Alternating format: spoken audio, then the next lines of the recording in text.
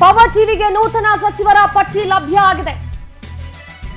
Shivraj Tangadagi, Zameer Ahmed Khan, Cheluvarayaswamy, doctor Ajay Singh, Balakrishna, S Mallikarjun,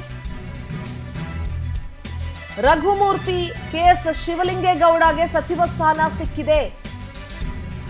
power ಟಿವಿಗೆ AICC ಮೂಲಗಳಿಂದ ನಿಖರ ಮಾಹಿತಿ ಸಿಕ್ಕಿದೆ. ಯಾವಾಗ ಸುಮ್ಮನೆ ಯಾವುದೋ 4 ಪ್ಲೇಟ್ ಬ್ರೇಕಿಂಗ್ ಹಾಕ್ಬಿಟ್ಟು ಬಿಟ್ಬಿಡೋದಲ್ಲ ಪವರ್ ಟಿವಿ ಅಭ್ಯಾಸ. ನಿಖರವಾದಂತ ಮಾಹಿತಿಯನ್ನ ನಿಮ್ಮ ಮುಂದೆ ಇಡ್ತಾ ಇದೀವಿ. ಪೊಲಿಟಿಕಲ್ ಬ್ರೇಕಿಂಗ್, ಈ ಕ್ಷಣದ ಎಕ್ಸ್ಕ್ಲೂಸಿವ್ ಪೊಲಿಟಿಕಲ್ ಬ್ರೇಕಿಂಗ್ ಅನ್ನ ನಿಮ್ಮ ಮುಂದೆ ಇಡ್ತಾ ಇದೀವಿ. ರಾಜ್ಯದ ನೂತನ ಸಚಿವರು ಯಾರ್ಯಾರು ಅನ್ನೋ ಪಟ್ಟಿ ಪವರ್ ಟಿವಿಗೆ ಸಿಕ್ಕಿದೆ. ಶಿವರಾಜ್ ತಂಗಡಗಿ, ಜಮೀರ್ ಅಹಮದ್, ಚಲುವರಾಯಸ್ವಾಮಿ, ಡಾಕ್ಟರ್ ಅಜಯ್ ಸಿಂಗ್, ರಘುಮೂರ್ತಿ, ಕೆಎಸ್ ಶಿವಲಿಂಗೇಗೌಡರಿಗೆ ಸಚಿವ ಸ್ಥಾನ ಸಿಕ್ಕಿದೆ ಅಂತ ಪವರ್ ಟಿವಿಗೆ ಎಐಸಿಸಿಯ ಮೂಲಗಳಿಂದ ಮಾಹಿತಿ ಸಿಕ್ಕಿದೆ. ಜಮೀರ್ ಅಹಮದ್ ಖಾನ್ಗೆ ಸಚಿವ ಸ್ಥಾನ ಫಿಕ್ಸು ಅಂತ ಹೇಳಲಾಗ್ತಾ ಇದೆ. ಶಿವರಾಜ್ ತಂಗಡಗಿ ಈ ಹಿಂದೆ ಕನ್ನಡ ಮತ್ತು ಸಂಸ್ಕೃತಿ ಇಲಾಖೆ ಸಚಿವರಾಗಿದ್ರು. ಚಲುವರಾಯಸ್ವಾಮಿ ಈ ಹಿಂದೆ ಕೃಷಿ ಸಚಿವರಾಗಿದ್ರು. ಡಾಕ್ಟರ್ ಅಜಯ್ ಸಿಂಗ್ ಪ್ರಬಲ ಆಕಾಂಕ್ಷಿಯಾಗಿದ್ರು. ಎಚ್.ಸಿ. ಬಾಲಕೃಷ್ಣ ಪ್ರಬಲ ಆಕಾಂಕ್ಷಿ ಮತ್ತು ಡಿ.ಕೆ. ಶಿವಕುಮಾರ್ ಅವರ ಆಪ್ತ ವಲಯದಲ್ಲಿ ಗುರುತಿಸ್ಕೊಂಡಿದ್ರು.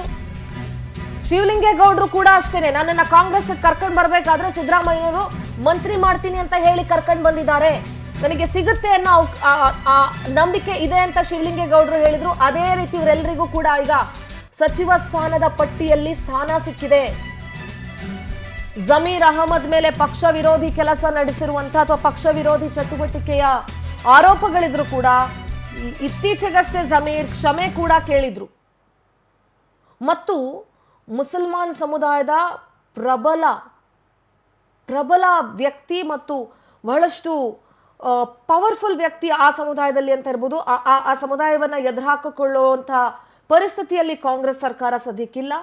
ಸೊ ಇಷ್ಟು ಜನರನ್ನ ಸಚಿವ ಸ್ಥಾನದಲ್ಲಿ ಸೇರಿಸಿಕೊಳ್ಳಲಾಗಿದೆ ಅಂತ ಹೇಳಲಾಗ್ತಾ ಇದೆ. ಇನ್ನುಳಿದಂತೆ ಯಾರ್ಯಾರಿದ್ದಾರೆ ಅನ್ನೋ ಮಾಹಿತಿ ಕೂಡ ಹೊರಬರಬೇಕಾಗಿದೆ. ಅಂತಿಮ ಹಂತದ ಪಟ್ಟಿ ಈಗ ಆಲ್ರೆಡಿ ಡಿ.ಕೆ. ಶಿವಕುಮಾರ್ ಅವರ ಕೈ ಸೇರಿದೆ. ಮಾಜಿ ಮುಖ್ಯಮಂತ್ರಿ ಸಿದ್ದರಾಮಯ್ಯನವರ ಜೊತೆಗೆ ಮಾತುಕತೆಯನ್ನ ಕೂಡ ನಡೆಸ್ತಾರೆ. ಇನ್ನೂ ಕೂಡ ಕಡೆಯ ಹಂತದ ಕಸರತ್ತುಗಳನ್ನ ನಡೆಸುವಲ್ಲಿ ಒಂದಷ್ಟು ಜನ ಶಾಸಕರಿದ್ದಾರೆ. ಇದ್ದಂತಹ 20 ಸ್ಥಾನಗಳಿಗೆ 50ಕ್ಕೂ ಹೆಚ್ಚು ಆಕಾಂಕ್ಷಿಗಳಿದ್ರು. That is the problem of the Congress ಅಲ್ಲಿ 50ಕ್ಕೂ ಹೆಚ್ಚು ಆಕಾಂಕ್ಷಿಗಳಿದ್ರು ಇದ್ದಂತಹ 20 ಸ್ಥಾನಗಳಿಗೆ. ಇನ್ನು ಹೊಸಬ್ರನ್ನ ಇವಾಗ ಸಿಕ್ಕಿರುವಂತಹ ಲಿಸ್ಟ್ ಅಲ್ಲಿ ಅಜಯ್ ಸಿಂಗ್ ಅನ್ನ ಸೇರಿಸಿಕೊಳ್ಳಲಾಗಿದೆ. ರಘುಮೂರ್ತಿ, ಬಾಲಕೃಷ್ಣ, ಶಿವಲಿಂಗೇಗೌಡರನ್ನ ಇದರಲ್ಲಿ ಹೊಸದಾಗಿ ಅವಕಾಶವನ್ನ ಮಾಡಿಕೊಡ್ಲಾಗಿದೆ. ಇನ್ನು ಯಾರನ್ನೆಲ್ಲ ಸೇರಿಸಿದ್ದಾರೆ ಅನ್ನುವಂಥ ಮಾಹಿತಿ ಸಿಗಬೇಕಾಗಿದೆ. ಈಗ ಆಲ್ರೆಡಿ ನೂತನ ಸಚಿವರಿಗೆ ಮುಖ್ಯಮಂತ್ರಿಗಳ ಕಚೇರಿಯಿಂದ ಕಾಲ್ ಕೂಡ ಹೋಗಿದೆ. ಸಂಜೆ 4 ಗಂಟೆಗೆ ಪ್ರಮಾಣ ವಚನ ಇರುತ್ತೆ, ನೀವು ಪ್ರಿಪೇರ್ ಆಗ್ಬಿಡಿ ಅಂತ ಹೇಳಿ ಪೊಲಿಟಿಕಲ್ ಬ್ಯೂರೋ ಹೆಡ್ ರಾಘವೇಂದ್ರ ನೇರ ಸಂಪರ್ಕದಲ್ಲಿ ಜಾಯ್ನ್ ಆಗ್ತಾ ಇದ್ದಾರೆ. ರಾಘವೇಂದ್ರ, ಯಾವಾಗ ಕ್ಯಾಬಿನೆಟ್ ಎಕ್ಸ್ಪೆನ್ಷನ್ ಆಗುತ್ತೆ ಅನ್ನುವ ಪ್ರಶ್ನೆಗಳಿತ್ತು. ಈಗ ನೂತನ ಸಚಿವರ ಪಟ್ಟಿ ಇದೆಯಲ್ಲ, ಅದು ಆಲ್ರೆಡಿ ಸಿಎಂ ಡಿ.ಕೆ. ಶಿವಕುಮಾರ್ ಅವರ ಕೈ ಸೇರಿದೆ.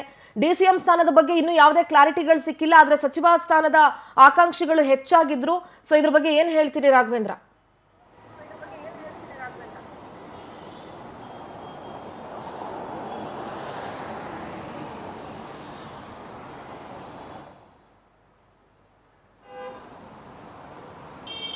ರಾಘವೇಂದ್ರ, ನನ್ನ ಧ್ವನಿ ಕೇಳಿಸ್ತಾ ಇದೆಯಾ?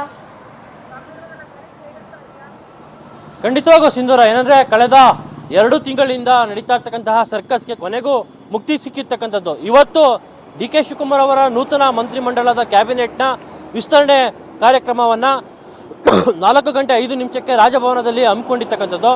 ಯಾಕಂದ್ರೆ ಸಾಕಷ್ಟು ದಿನಗಳಿಂದಲೂ ಸಹ ಈ ಒಂದು ಕಾರ್ಯಕ್ರಮ ನಡೀತಿದೆ. ನೂತನ ಸಚಿವರಾಗಿ 20 ಮಂದಿ ಶಾಸಕರು ಪ್ರಮಾಣ ವಚನವನ್ನು ಸ್ವೀಕರಿಸ್ತಾರೆ ಅಂತ ಹೇಳಲಾಗ್ತಾ ಇತ್ತು.